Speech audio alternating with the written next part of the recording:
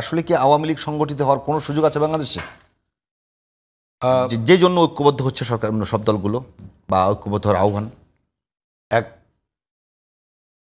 এক সূত্র মতে নেই, আর আরেক সূত্র মতে আছে। নেই কারণে যতদিন পর্যন্ত এই ফ্যাসিজম বিরোধী আন্দোলনের রাজনৈতিক শক্তিগুলো এক জায়গায় এক প্ল্যাটফর্মে থাকবে, আওয়ামী লীগ ফিরে আসার কোনো সম্ভাবনা নেই। এখানে যখন ফাটল ধরা দেবে, তাহলে প্রশ্নটা ওই জায়গায় ফাটলকে দেখা দিয়েছে কিনা? তাছাড়া প্রশ্ন তো গতকাল উঠে গেছে যে ঐক্যবদ্ধ থাকতে হবে, ঐক্য এখন দৃশ্যমান করতে হবে। সে ফাটলটা কোথায়? ফাটলটা তো একদম সবার চোখের সামনে। যে দল গত 17 বৎসর ধারাবাহিকভাবে উইদাউট ব্রেক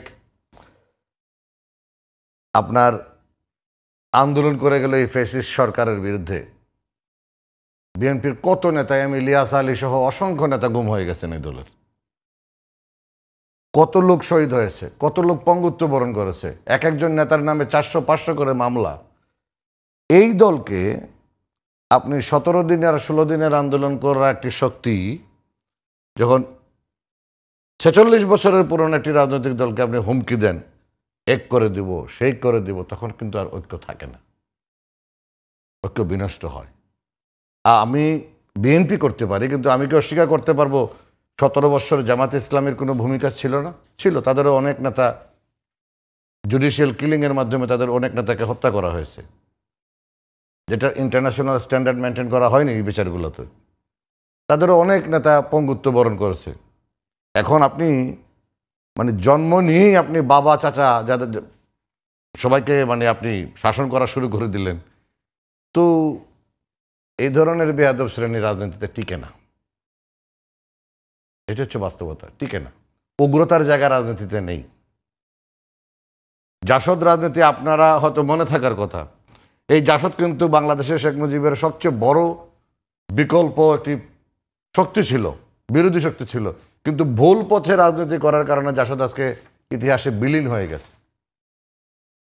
নিয়াজ ভাই, আপনার কাছে একেবারেই মানে এই বিষয়গুলো সে অন্য একটা বিষয় নিয়ে একটু কথা বলতে চাই। আপনাদের অ্যাক্টিং চেয়ারম্যান জনাব তারেক রহমান, সব জায়গা থেকে মোটামুটি এই দাবিতে আসছে যে তারেক রহমান যদি বাংলাদেশে এই মুহূর্তে উপস্থিত থাকেন, রাজনীতির চেহারা অন্যদিকে অন্য রূপ নিতে পারেন। ওনার দেশে আসা নিয়ে নানান ধরনের প্রশ্ন আছে। এই বিষয়টা কোনো আমি নতুন করে কিছু বলছি, আপনি সবই জানেন।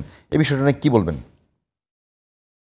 উনি বাংলাদেশের নাগরিক, উনি বাংলাদেশের জন্ম, বাংলাদেশের সবচেয়ে বড় রাজনৈতিক দলের অ্যাক্টিং প্রেসিডেন্ট, অ্যাক্টিং চেয়ারম্যান, তো উনি তো বাংলাদেশে ফিরে আসবেন, এটা তো খুবই স্বাভাবিক বিষয়। কিন্তু আসছেন না তো। হ্যাঁ, সবে মাত্র ওনার পাসপোর্টটা ফেরত পেয়েছেন। বাংলাদেশি পাসপোর্ট ছিল না ওনার, এটা হয়তো আপনারা অনেকেই জানেন না। এই সবে মাত্র উনি পাসপোর্টটা ফেরত পেয়েছেন। এটা পেতেও কিন্তু প্রায় 2-2.5 মাস সময় লেগে গেছে এই সরকারের আমলে। তো আর সবচেয়ে বড় বিষয় হলো উনি থাকবেন, সবাই বলেন উনি আসেন না কেন, কেউ তো একটা বাড়ি ঘর দিয়ে বলে না যে আমি এই বাড়িটা দিলাম, আপনি এখানে থাকেন, থেকে দলের নেতৃত্ব দেন, কেউ তো সেটাও বলে না। ওনার তো বাড়িঘর নাই, বাড়িঘরের তো অ্যারেঞ্জমেন্ট করে তো ওনাকে আসতে হবে। আর অনেকে পত্রিকায় লেখালেখি করে ওই যে ওনার শ্বশুর বাড়িঘরের ছবি টবি দিয়ে, ওখানে ওঠার ফলে তো উনি অনেক আগে চলে আসতেন। মানে এটা কি মানে বিশ্বাসযোগ্য যে মানে বিএনপির অ্যাক্টিং চেয়ারম্যান তার ঢাকা শহরে থাকবার সমস্যা হতে পারে? না, অবশ্যই না। এখন পর্যন্ত ওনার বাড়িঘর নেই। আর ম্যাডাম যে বাসাটা থাকেন ওখানে মূলত এটা একটা মিনি হসপিটাল হয়ে গেছে এখন। এখানে থাকার মতো আর এখানে থেকে রাজনীতি পরিচালনা করার মতো, এটা ম্যাডামেরও স্বাস্থ্যের ক্ষতি হবে, এটা উনি ভালোই সিদ্ধান্ত নিয়েছেন। অথবা এখানেই থাকতেন মায়ের পাশেই, কিন্তু এতে যে ম্যাডামের স্বাস্থ্যের হানি ঘটবে বা নিয়মিত চিকিৎসায় ব্যাঘাত ঘটবে, এটা উনি বুঝতে পেরেছেন। এবং উনি যত দ্রুত ওনার বাসস্থানের অ্যারেঞ্জমেন্টটা হয়ে যাবে উনি চলে আসবেন, এটুকু বলতে পারেন।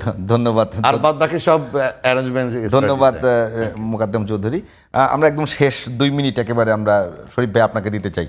প্রশ্ন একেবারে ওই রকম কিছু নেই, শুধু বলবেন যে আসলে ভাই যেটা বলছিলেন যে আসলে কি মানে সরকারের কোনো আচরণ বা রাজনৈতিক দলগুলোর কোনো আচরণের কারণে আওয়ামী লীগ সুযোগ নিতে পারে কিনা? সরকারের ভুল সরকারের ব্যর্থতা এবং সরকারের ভুল রাজনীতির কারণে স্বাভাবিকভাবে আওয়ামী লীগ কতগুলো সুবিধা পেয়ে যাচ্ছে। বিভিন্ন কর্নার থেকে যে কথাটা বলা হচ্ছে আগেই ভালো ছিলাম, অর্থাৎ তারা কম্পেয়ার করছে এই সরকারের সঙ্গে, এবং যারা এই কথাগুলো বলছে স্বাভাবিকভাবে তারা হয়তো ভয়ের কারণে একটা নির্দিষ্ট দলের প্রতি তার আস্থার কথাটা বলতে পারছে না, কিন্তু ভেতরে সে একটা লালন করছে যে সুযোগ পেলে সেই কথাটি বলবে। সরকার এই কাজগুলো করতে গিয়ে, অপরাজনীতি করতে গিয়ে, বিদেশি স্বার্থকে প্রাধান্য দিতে গিয়ে এবং দেশের রাজনৈতিক দলগুলোর মধ্যে বিভাজন তৈরি করে একটা নির্দিষ্ট দলকে সুবিধা দিতে গিয়ে তার সমর্থক রাজনৈতিক দলগুলোর মধ্যে যে আস্থার সংকটটা তৈরি করছে, এখন সরকার অনুধাবন করছে যে বিষয়টা তার জন্য চ্যালেঞ্জিং হয়ে পড়ছে। বৈষম্য বিরোধী ছাত্র আন্দোলনের যে সর্বজন বিদিত নেতারা গোপালগঞ্জে গিয়ে যে পরিস্থিতির মুখোমুখি হয়েছে, তাদের কৃতকর্মের কারণে তাদের মনের মধ্যেও সম্ভবত একটা ভীতি তৈরি হয়েছে।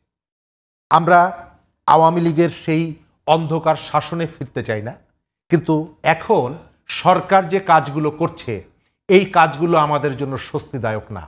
গণ অভ্যুত্থানের পক্ষের শক্তি, তারপরে আপনি রাস্তায় নেমে তারেক রহমান সম্পর্কে যখন আপত্তিকর, অশ্লীল, কুরুচিপূর্ণ স্লোগান দেবেন, আপনি কিভাবে বিশ্বাস করেন বিএনপির কর্মী সমর্থক আপনাকে সাপোর্ট করবে?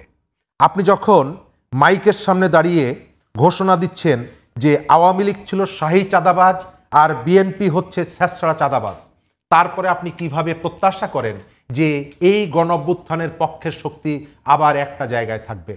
ডক্টর ইউনূসের আশপাশে যারা আছেন তারা প্রতিনিয়ত রাজনৈতিক দলগুলোর মধ্যে যে বিভাজন তৈরির চেষ্টা করছেন, তার প্রেস উইং থেকে শুরু করে তার উপদেষ্টাদের কেউ এটি যদি অব্যাহত থাকে, আপনি কিভাবে মনে করেন যে মানুষ ডক্টর ইউনূসকে সমর্থন করবে? এবং ধন্যবাদ শরীফ ভাই, আমাদের হাতে একবার সময় নেই। ততক্ষণ